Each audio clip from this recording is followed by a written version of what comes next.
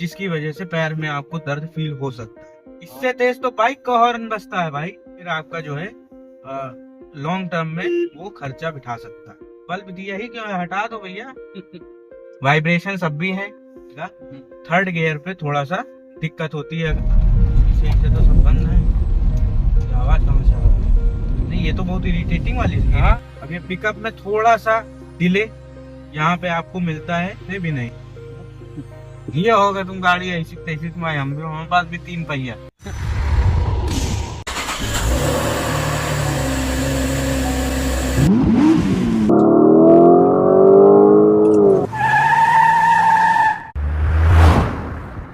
तो हेलो भाई, I am Srivastava. Ram Ram, कैसे हो सारे? उम्मीद है सब बढ़िया होगे। थोबड़ा मेरा वैसे भी नहीं अच्छा, तो मेरा थोबड़ा मत देखो, कोई जरूरत नहीं है।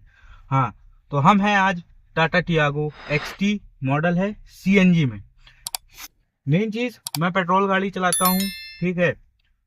2021 model Tata Altroz 1.2 litre 3 cylinder petrol engine आता है उसमें। अब CNG आने लगा है, तो CNG के ड्राइव रिव्यू में आपको दे चुका हूँ। यहाँ पे हमें Tata Tiago CNG, same engine आता है लेकिन CNG के साथ में आता है, बस इतना अंतर है। उसके अलावा और कुछ अंतर यहाँ पे नहीं है। अंदर से लेआउट कोई बहुत ज्यादा चेंज नहीं है, केवल स्टीयरिंग व्हील चेंज कर दिया, उसके अलावा कोई ऐसा यहाँ पे इन्होंने चेंज करा नहीं है।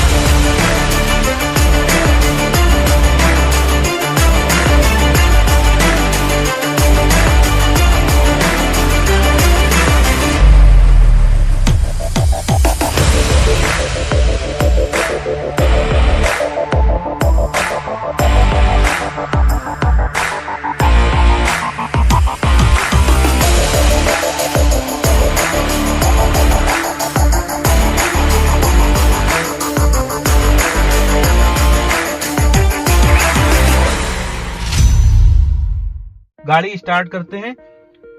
अच्छी बात यह है कि CNG पे ही स्टार्ट होती है और CNG पे ही बंद होती है। तो पहले से बहुत शांत है गाड़ी, ठीक है। पहले बहुत ज्यादा आवाज करती थी, अब जो है थोड़ा कम आवाज ये करती है, तो ये अच्छा है। विन चीजें हैं ये सारी चीजें, क्योंकि पहले जिस हिसाब से गाड़ी में आवाज होती थी टियागो में, वाइब्रेशन सब भी है, ठीक। गियर लीवर पे भी वाइब्रेशन आपको फील होगी, स्टीयरिंग व्हील जब आप पकड़ोगे तब भी आपको वाइब्रेशन फील होगी, और नीचे जब क्लच ब्रेक एक्सीलेटर इन सब पे पैर रखोगे तब भी आपको थोड़ी वाइब्रेशन फील होगी, ठीक। तो ये 3 सिलेंडर इंजन का ये नेचर ही है। अब बढ़ाया जाए, देखो बिना एक्सीलेटर के बढ़ तो जाती है, और पहले गियर में लगभग 8 की स्पीड, ये इसका क्रीप मोड कह सकते हो आप, कि पहले गियर पे CNG पे 8 की स्पीड पे ये लगभग चल रही है, ठीक, और बिना एक्सीलेटर के चल रही है। ये हल्के गड्ढे हैं। टाटा के सस्पेंशंस, चाहे आप अल्ट्रोज ले लो चाहे आप टियागो ले लो, इनके सस्पेंशन आपको अच्छे मिलेंगे। जो कंपटीशन में गाड़ियां आ रही हैं उसके मुकाबले आपको यहाँ पे सस्पेंशंस अच्छे मिलते हैं। स्टीयरिंग फीडबैक, जब आप हाईवे पे जाओगे तब आपको ज्यादा अच्छा फील होगा, चलाने में आपको कॉन्फिडेंस आता है। ये टाटा की लगभग गाड़ियों में आपको देखने को मिलता है। अब स्टीयरिंग फीडबैक की बात करें, जैसे मैंने 2024 मॉडल टियागो CNG, अच्छा पीछे वालों के लिए भी ये जो है सीट बेल्ट रिमाइंडर देता है, जो ही दे रहा है, चलो ठीक है, अब दे रहा है तो क्या कर सकते। पिकअप तो यार थोड़ा सा वही सारी चीजें हैं कि भाई वैगन आर और स्विफ्ट के मुकाबले इसका पिकअप आपको कम ही मिलता है। और हॉर्न, अरे ये हॉर्न है इससे तेज तो बाइक का हॉर्न बजता है भाई। नहीं, इससे तेज तो बाइक वाला लगा ले, बाइक वाला तेज बज जाएगा। क्या ही मतलब है यार इतने छोटे से हॉर्न का। ये सिंगल टोन हॉर्न दिया है, डुअल टोन है भी नहीं, आप हॉर्न भी इसका कंपनी से लेके लगवा लीजिए, इसमें तो कोई साइड भी नहीं देगा, कहेगा अरे बाइक आ रही। और कहीं भी आप अगर थोड़ा रोकोगे तो आपको सेकंड गियर पे शिफ्ट होना पड़ेगा, थर्ड गियर पे थोड़ा सा दिक्कत होती है, अगर आप कम स्पीड पे हो तो थोड़ा सा थर्ड गियर पे स्ट्रगल कर सकते हैं। ठीक, अभी खैर नहीं है, इस वजह से ये सारी प्रॉब्लम्स हो सकती है, जब पुरानी हो जाएगी। ये देखो, ये थोड़ा सा जो है यहाँ पे, ये जो आपने लेमिनेशन और ये डलवाया है ना, इसकी वजह से ये थोड़ा सा अटक रहा है, आपको मालूम है। एक्सीलेटर, ये क्लच की वजह से क्लच पूरा प्रॉपर दब नहीं रहा है, तो इसका कुछ करिए, नहीं तो ये क्लच प्लेट गड़बड़ कर सकता है लॉन्ग टर्म। ये चीज थी कि भाई अगर आप लेमिनेशन करा रहे हो और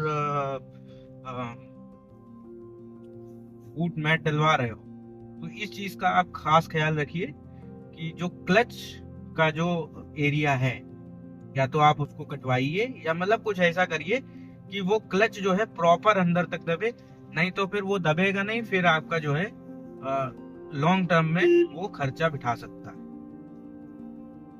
तो ये चीज थी। स्टीयरिंग फीडबैक में कोई दिक्कत नहीं है, स्टीयरिंग जो है बढ़िया हल्का है और पहले से बहुत हल्का है। पहले की जो गाड़ियां थी इनकी 2024 में भी उसका स्टीयरिंग फीडबैक हल्का था, वो भी शुरू में हल्का रहता है और जैसे जैसे आप स्पीड बढ़ाते हो हार्ड होता जाता है, लेकिन जो है आपको और अब हल्का मिलता है यहाँ पे। तो ये एक अच्छी चीज है कि शहर में भी अगर आप चला रहे हो तो आपको एज सच कोई प्रॉब्लम नहीं होने वाली है। लाइट्स के थ्रो के बारे में तो कोई कहना ही नहीं है, टाटा के लाइट्स का थ्रो बेकार है, कोई दिक्कत नहीं है। जो इनके टॉप मॉडल्स आ रहे हैं या जिनमें एलईडी आ रही है उनका लाइट का थ्रो फिर ठीक है, लेकिन जिसमें हेलोजन ये देते हैं, हेलोजन में बहुत ही बेकार थ्रो है, कोई मतलब नहीं है इस लाइट का। ठीक, तो लाइट्स अगर आप ले रहे हो तो लाइट्स आपको अपग्रेड करानी पड़ सकती है। हाईवे पे चलती है या चलती है तो लगता है कि आप एक सेफ गाड़ी में बैठे हो। ये इसलिए लगता है क्योंकि बॉडी का वेट ज्यादा है और सेफ्टी रेटिंग यहाँ पे आपको 4 स्टार की सेफ्टी रेटिंग मिलती है, कोई दिक्कत नहीं है। अब ये पिकअप में थोड़ा सा डिले यहाँ पे आपको मिलता है, हालांकि नई गाड़ी है इसलिए जो है बहुत ज्यादा इसमें जो है आप कह नहीं सकते हो। जब आपकी थर्ड सर्विस हो जाएगी तब वहाँ पे जब इंजन ऑयल और ये सारी चीजें जब चेंज हो जाएंगी, इंजन ऑयल, एयर फिल्टर और ब्रेक फ्लूइड, मतलब ये सारी चीजें जब चेंज हो जाएंगी तब आप ड्रास्टिक चेंज मिलेगा इसके पिकअप में, तब लगेगा कि हाँ थोड़ा सा सही है। और अभी ये जो आवाज कर रही है इतनी, ये भी जो है कम उस समय कम हो जाए। बाकी एक्सीलेटर, ब्रेक और क्लच के बीच में जो गैप है वो सही है, वो बढ़िया है, आपको ज्यादा दिक्कत नहीं होती। और दूसरी चीज ये है, अगर आप जैसे जिसने टाटा की अल्ट्रोज चलाई है या टियागो चलाई है, नेक्सॉन भी चलाई है, अगर आप वैगन आर की टेस्ट ड्राइव लेने जाओगे तो आपको ये फील होगा कि जो वैगन आर का जो क्लच का थ्रो है वो हल्का सा ज्यादा है, क्लच उसका थोड़ा और उठा हुआ आपको मिलेगा वहां पे। ठीक है, तो जिस वजह से आपका जो क्लच वाला पैर रहेगा वो थोड़ा सा ज्यादा ऐसे रहेगा, जिसकी वजह से पैर में आपको दर्द फील हो सकता है। हालांकि जो चलाते चलाते यूज टू हो जाता है उसके लिए कोई नई चीज नहीं है वो। ठीक भाई, अब जो गाड़ी ले रहा है उसको अगर आदमी डेली चला रहा है, इधर से ले उसको अगर डेली चला रहा है तो उसके लिए वो चीज एक नॉर्मल हो जाएगी। शुरू में उसको लग सकता है कि हाँ ये दिक्कत है, लेकिन बाद में जैसे जैसे चलाता जाएगा तो फिर उसको वो चीज लगेगी ही नहीं। तो ये एक वैगन आर और ये टियागो का मेन डिफरेंस यहाँ पे ये चीज लगेगी। दूसरी चीज, जब हाई स्पीड पे जाओगे, वैगन आर जैसे मैंने चलाया है 80 के ऊपर जाते ही उसमें वाइब्रेशंस फील होती हैं, इधर ना 80 के ऊपर जाते ही वाइब्रेशंस फील होती हैं, जिसकी वजह से आपको उतना कॉन्फिडेंस नहीं आता है। स्टीयरिंग में प्ले बहुत है और स्टीयरिंग फीडबैक वैगन आर का कोई बहुत अच्छा नहीं है। अगर आप इन गाड़ी के मामले में बात करी जाए, टाटा टियागो की ही बात कर देते हैं। अभी सीएनजी पे है 4th गियर पे, लगभग 40-42 की स्पीड पे ये चलती है, तो थोड़ा सा टाइम ले रही है उठने में। नहीं है इंजन ज्यादा वो चला भी नहीं है, 1000-1500 किलोमीटर गाड़ी के लिए कुछ नहीं होता है। हॉर्न तो इसका तत्काल प्रभाव से चेंज कराने वाला है। अरे क्या है, चाहिए नहीं, बल्ब दिया ही क्यों है, हटा दो भैया। हाँ, हम जब हमको अंदाजे से ही चलना है इसमें तो फायदा क्या है यार, देख चल रही। धीरे धीरे थोड़ा सा हम ट्रैफिक की तरफ बढ़ रहे हैं, जहाँ पे हल्का सा जाम भी लगा रहता है और गाड़ी आप ज्यादा तेज नहीं चला सकते हो, क्योंकि शहर वाला, तो इस हिसाब से। अच्छा, आप जैसे चलते हो तो ये शहर में जैसे अब इतना जाम है, ऐसे जाम में चल रहे हो, तब एवरेज कितना निकलता है? तब सीएनजी का एवरेज तो वही लगभग 19-20 के आसपास रहता है बस। अच्छा, 20 से ऊपर नहीं जाता। ठीक। तो मतलब 24 अगर आप निकाल लो तब निकाल रहे हो जब हाईवे पे हाँ, लॉन्ग रूट पे जब चल रहे 60-70-60 भी 25-24 दे रही है। उस हिसाब से तो कम है, मतलब सीएनजी के हिसाब से तो कम। हाँ, बढ़ जाएगा ये जब थर्ड सर्विस कराएंगे। हाँ, तब बढ़ेगा। एक काम और करिएगा, पूछ लीजिएगा किसी से, एनजीके के स्पार्क प्लग आते हैं। अच्छा, 500 का एक पड़ता है, हाँ, 500-550 का एक पड़ता है, लगभग 1500 रुपए का खर्चा होगा, क्योंकि टील लगेगी इसमें। एनजीके का स्पार्क प्लग लगवाइएगा इसमें। हमने अपने में वही लगवाया है। उससे क्या रहेगा, एक तो ये जो आवाज है, इंजन की जो आवाज है, ये थोड़ी कम हो जाएगी, पिकअप हल्का सा बढ़ जाएगा, ठीक। और दूसरा क्या है, एवरेज भी सही बेहतर देगी। तो अब भाई पेट्रोल में तो लोग लगवा लेते हैं, पेट्रोल गाड़ी में कोई दिक्कत नहीं होती उनको। अब सीएनजी का आपको पता करना पड़ेगा कि सीएनजी में आप लगा सकते हो कि नहीं लगा सकते। अगर सीएनजी में भी आप लगा सकते हो तो उससे बेहतर कोई दिक्कत नहीं। साल में 1500 रुपए खर्चा करना कोई बहुत बड़ी चीज नहीं है, ऐसी चीज जब हमको चलाने में अच्छा फीडबैक मिल रहा है तो कोई दिक्कत नहीं। और उससे एवरेज भी आपका बढ़ जाएगा। जैसे 24-25 दे रही है तो वो समझ के चलिए आप 25-25 तक देगी, तो वो कॉस्ट आपकी वहां से कवर हो जाएगी। बाकी सर्विस सेंटर वालों ने कुछ ऐसा तो नहीं बताया कि इसको आप धीरे चलाइएगा? नहीं, ऐसा कुछ नहीं। उनको मालूम है तो बताए ना। हाँ, कुछ नहीं मालूम है नहीं है गाड़ी की सेफ्टी के लिए कुछ नहीं बताया कि कैसे चलाना, क्या करना, क्या नहीं करना, कुछ नहीं। यही है कि 60, 70, 75, 80 तक चलाइए, इसके ऊपर मत जाइए। हाँ, वो जो आरपीएम है, हाँ, 3 के ऊपर न जाने पाए ज्यादा। 3 के ऊपर तो लगभग हमसे जाता ही नहीं है, 2 तक रहता है बस। 3 के ऊपर न जाए, ताकि अभी इंजन नया है तो इस वजह से थोड़ा सा ध्यान देना पड़ता है। बाकी जब हमने लिया था तो हमको उन्होंने यही बताया था कि 60 पे ही चलिए भाई। उस समय की टेक्नोलॉजी अलग थी, अब की टेक्नोलॉजी भी अलग है।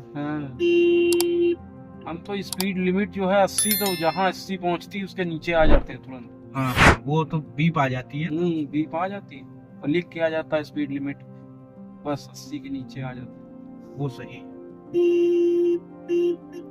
ये हॉर्न, और ये हॉर्न बताए, ये अभी बज रहा है, 2 महीना आप रुक जाइए, ये बजना बंद हो जाए। क्वालिटी इसकी ऐसी है, 3rd क्लास दिया है, 2 महीने में बंद भी हो जाएगा।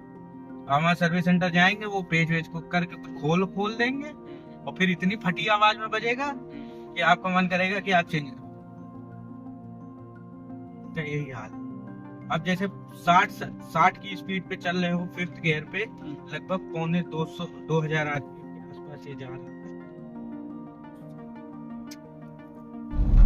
सही से तो सब बंद है, आवाज कहाँ से आ रही है? ये आवाज कहाँ से आ रही है? हाँ, ये खड़खड़ाहट की आवाज कल से आ रही है, पता नहीं। हमको लग रहा था कि इसे कोई उसकी साउंड की आ रही है, लेकिन जब वो बंद है तब भी आ रही है।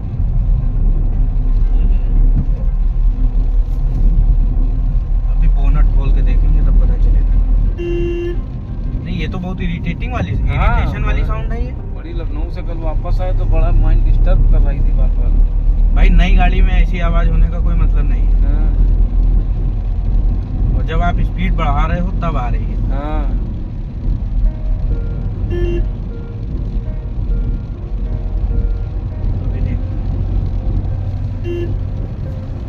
बाकी सीएनजी से पेट्रोल पे अगर शिफ्ट करते हैं, जैसे थोड़ा पेट्रोल पे शिफ्ट कर ले, हाँ हाँ तो देखो ड्रास्टिक चेंज आपको देखने को मिलेगा। आवाज कम हो गई हाँ, इंजन की, कम पहले से कम। पेट्रोल पे।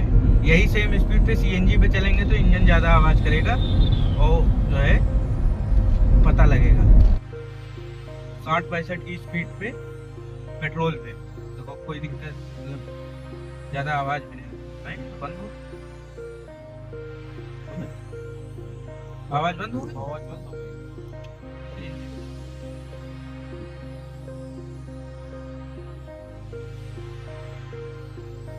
लगभग 50 से 60 के बीच में ये आवाज हो गई।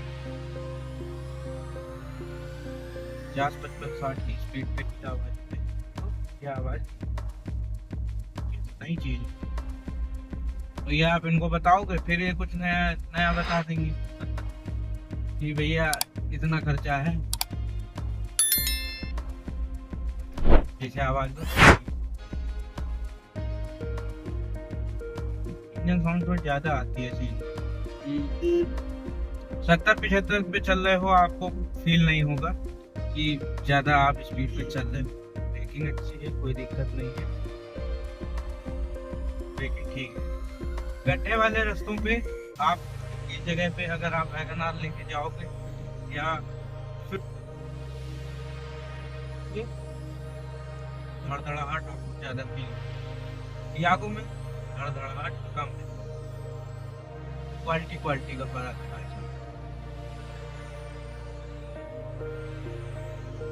जैसे इस पे चल रहे हैं, इस पे आप वैगनआर लेके या उस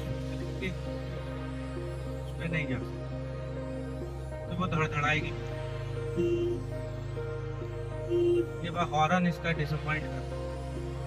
ये कभी कभार ग्लिच मार जाता है इंडिकेटर भी। इंडिकेटर जब ज्यादा टर्न कोई वो होगा, मतलब 2 बार है ये घूम जाएगा तब बंद होता अपने आप। नहीं, कभी कभार उस पे भी नहीं होता, ग्लिच मार जाता है कभी। मतलब इंडिकेटर का ग्लिच हमने पहली बार देखा है। तो ये हमारी गाड़ी में भी हो चुका। तो ये इंडिकेटर वाला भी अलग ही ग्लिच है इसका। अजीब ग्लिच आते हैं। एक बार वाइपर चलना बंद हो गया था, वो घूम रहा, चल ही नहीं रहा। तो एज अ टाटा प्रोडक्ट आपको इन सब चीजों का ध्यान रखना पड़ेगा। यूनिक चीजें आपके साथ में होती है। अच्छा, गियर पे हल्की वाइब्रेशन फील होती है, ये मारुति गाड़ी में आपको फील है। ये चीज मारुति की गाड़ियों में आपको फील नहीं होगा। इनका बड़ा शांत रहता है। तिर्री